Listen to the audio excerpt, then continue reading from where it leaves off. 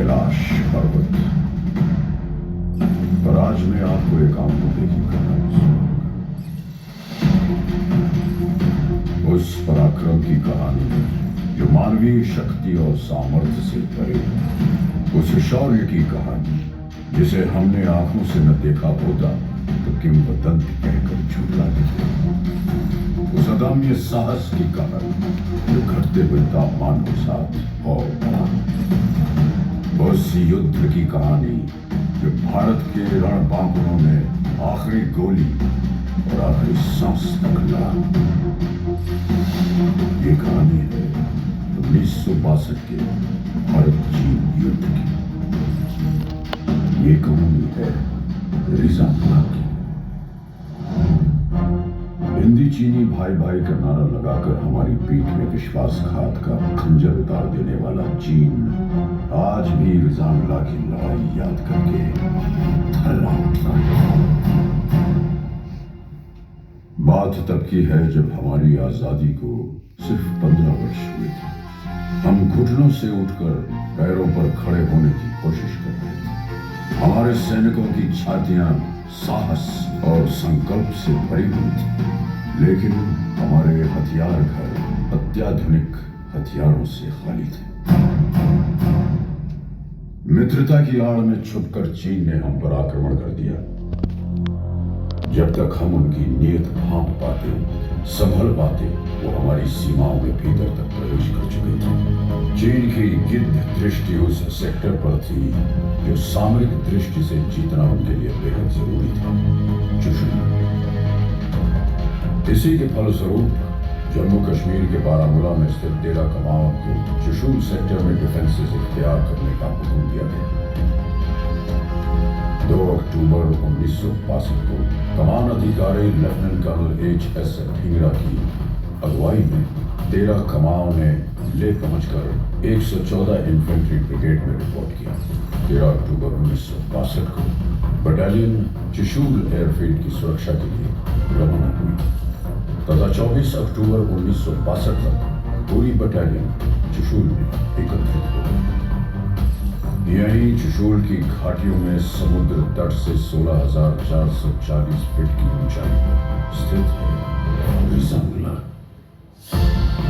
रिजांगला दक्षिण पूर्वी दिशा में एक प्रहरी की तरह खड़ा है और चुशुल घाटी को दिन रात सुरक्षा प्रदान कर रहा है।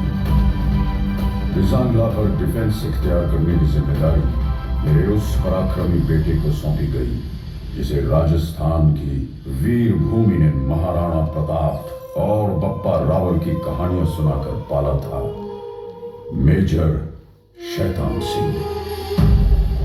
दुश्मन किसी भी वक्त रिजांगला पर आक्रमण कर सकता था। उल्टी गिनती शुरू हो चुकी थी। एक एक पल हार और जीत का अंतर सिमटता जा रहा था। मेजर शैतान सिंह ने पलक झपकने की प्रतीक्षा भी नहीं की। रिजांगला पर अपनी कंपनी द्वारा डिफेंस इख्तियार कर दिया। इन बर्फीली घाटियों पर तापमान 0 से 40 डिग्री नीचे तक फिसल जाता है और विज्ञान कहता है कि इंसान का शरीर इतनी ठंड बर्दाश्त करने के लिए नहीं बनता। एक बार तापमान शरीर के अंदर प्रवेश कर गया तो हृदय गति रुकने का डर है। लेकिन अगर कोई ये कहे कि उसे मौत से डर नहीं लगता तो या तो वो झूठ बोल रहा है या फिर वो भारत का सिपाही है। मेजर और उनके लड़ाकों को तापमान की नहीं, हिंदुस्तान की फिक्र थी। 18 नवंबर 1962 प्रातः 4 बजे नायक हुकुमचंद के नेतृत्व में नंबर 8 प्लेटून के एक पेट्रोल ने भारी संख्या में दुश्मन को अपनी प्लेटून की तरफ बढ़ते देखा। उन्होंने तुरंत प्री लाइट फायर और लाइट मशीन गन के बर्स्ट से सबको अलर्ट किया, जिसके फलस्वरूप पूरी कंपनी स्टैंड टू में आ गई। मेजर शैतान सिंह ने सभी प्लेटून कमांडरों को हुक्म दिया कि वो अपने अपने इलाके के आगे पेट्रोल भेजें ताकि दुश्मन के बारे में अधिक से अधिक जानकारी हासिल की जा सके। जिसके बाद तमाम पेट्रोल्स में भारी संख्या में चीनी सैनिकों के मौजूद होने की पुष्टि सवेरे 5 बजे दुश्मन ने हमारी नंबर 7 और नंबर 8 प्लेटून पर सामने से हमला बोल दिया। दुश्मन का आक्रमण बहुत भारी था, लेकिन हमारी वीरता को हल्का समझने की गलती चीनी कर चुके थे। हमने अपनी लाइट मशीन गन और मोटर्स का मुंह खोल दिया और देखते ही देखते लाशों के ढेर लगा दिए। ज्यादातर चीनी मारे गए और जो बच गए वो जान बचाकर पीछे भागे। सामने से आक्रमण विफल होने के पश्चात दुश्मन ने दूर से गोलीबारी शुरू कर दी। जमादार हरिराम के नेतृत्व में हमने इस गोलीबारी का डट के मुकाबला किया, लेकिन वो गिनती में बहुत ज्यादा थे और हम बहुत कम।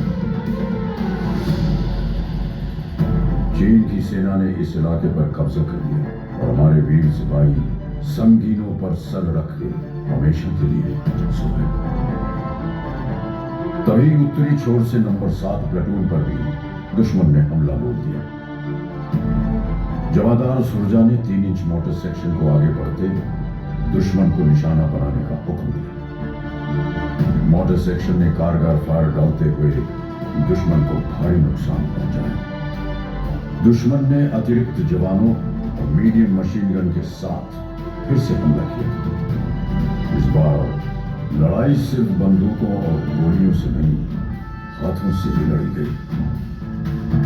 कुश्तीबाज लांस नायक सिंहराम यादव ने 10 चीनी सैनिकों को बालों से पकड़कर चट्टानों पे पटक पटक कर मार डाला। उनकी फौलादी भुजाओं से टकरा के चीनियों के हौसले चढ़क गए। इस प्लेटून के समस्त सैनिक अटल शौर्य के साथ लड़े और हंसते हंसते वीर गति को प्राप्त किया। अब दुश्मन अपने आक्रमण का रुख प्लेटून नंबर 9 की ओर मोड़ चुका था। चीनियों ने भीषण गोलीबारी की और हमने एक एक गोली के जवाब में 10-10 छातियां आगे कर दी। मैंने अपनी आंखों से देखा मेजर शैतान सिंह का शौर्य। मैंने देखा उस जाबाज का जलाल, देखा कि कैसे उसके सीने से टकरा के संगीनों की धार मुड़ गई और कैसे उसकी ललकार सुन के चीनी आंखों की नींद उड़ गई। मेजर शैतान सिंह के बदन में चीन का लोहा घुसता रहा और वो दिलेर चीनियों की बुज़दिली पर हंसता रहा। बदन खून से लथपथ था, लेकिन आवाज में बिजलियां अब तक कड़क रही थी। मेजर शैतान सिंह ने अपने सिपाहियों को ललकारा, काट देना या कटना, पर सौगंध है तुम्हें भारत मां की, पीछे मत हटना। मेजर शैतान सिंह पूरी तरह घायल थे। उन्हें फौरन सुरक्षित ठिकाने की तरफ बढ़ने का आदेश दिया गया, लेकिन उन्होंने इनकार कर दिया।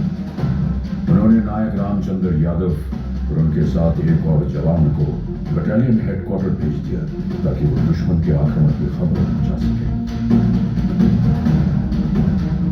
मेजर शैतान सिंह आखिरी गोली और आखिरी सांस तक लड़े, फिर भारत मां के चरणों में अपने प्राणों की आहुति चढ़ाई। तकरीबन 16 घंटों तक चले इस महासंग्राम में चीन ने 1300 सैनिक खो दिए।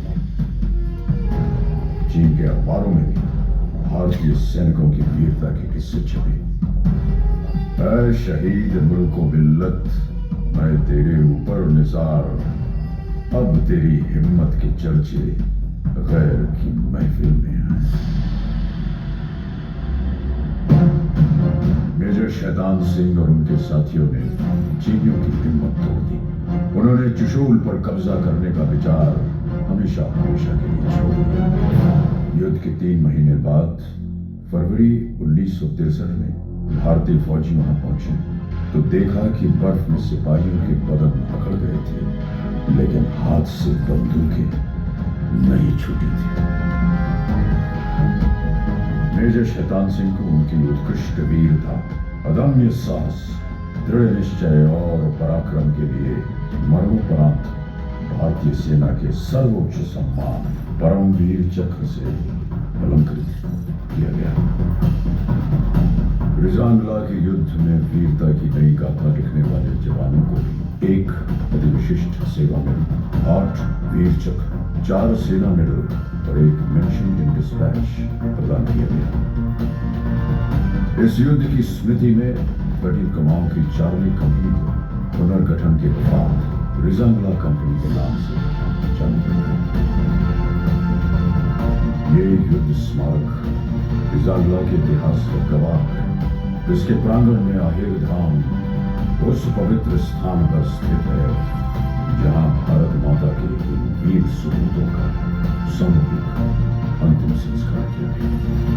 तत्कालीन brigade commander brigadier TN. Raina द्वारा इन वीर योद्धाओं को मुखांजलि दी गई थी।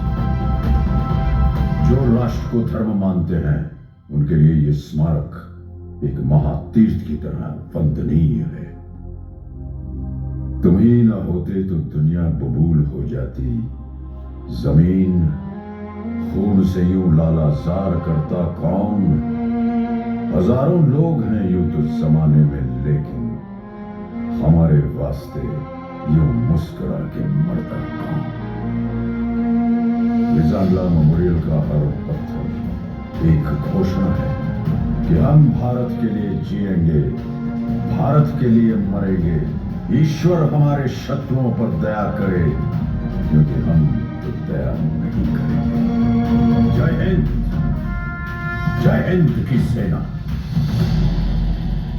हे वीर